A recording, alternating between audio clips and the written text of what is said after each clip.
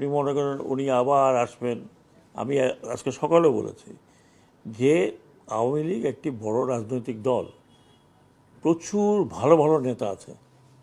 আমি এখনই আপনাকে নাম বলতে পারি কার ভালো নেতা।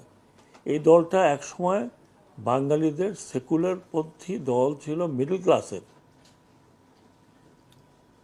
মুসলিম যখন ছিল সেটা ছিল আপার ক্লাসের। বাঙালি আপার ক্লাস মুসলিম লীগের ছিল, এটা মিডল ক্লাসের দল ছিল এইটা আওয়ামী লীগ। যে জন্য আপনি দেখবেন যে মিডল ক্লাস তৎকালীন ইন্টেলেকচুয়াল যারা ইউনিভার্সিটির এখানের ওখানে তারা এখনও আছে, এখন অ্যাক্টিভ না থাকলে তারা সাপোর্ট করে।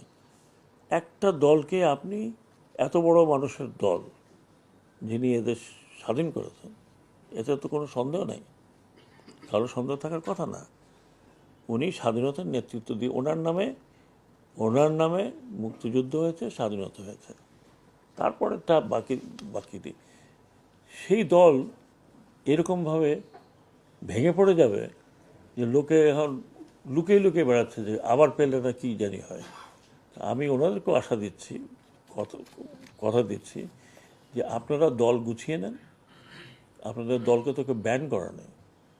আর এই ব্যান করাটা, একটা দলের ব্যান করা, আনলেস সে যদি ওই ধরনের জঙ্গি না হয়, যে কোনো দল, পলিটিক্যাল পার্টি ব্যান করা with a bad culture, very bad culture.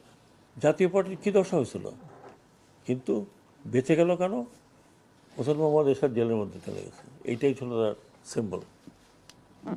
এবং জেল থেকে উনি 5টা আসন পেয়েছেন। হ্যাঁ, 6 বছর জেল ছিল। সেনাবাহিনী থেকে, ওনারা তো তখন ভেরি ইয়াং, সেনাবাহিনী থেকে বলা হয়েছিল যে আপনি বিদেশে যেই জায়গায় যেতে চান আমরা আপনাকে সেফ প্যাসেজ দিয়ে নিয়ে যাব, নাহলে আপনাকে জেলে যেতে হবে। ওইটা আমি কোন দেশে যাব? আমি এই জন্য দেশে আমি কম্পেয়ার করার চেষ্টা করছি না, আমার চোখের সামনে যে ঘটনাটা দেখলাম ওইটাই বলছি আপনাকে। তো ওনারা আমাকে বলেছেন যে যারা শাহবাগে এই ধরনের বসে আন্দোলন করছেন ওনাদের বুঝাবেন যে ইট ডাজন্ট মেক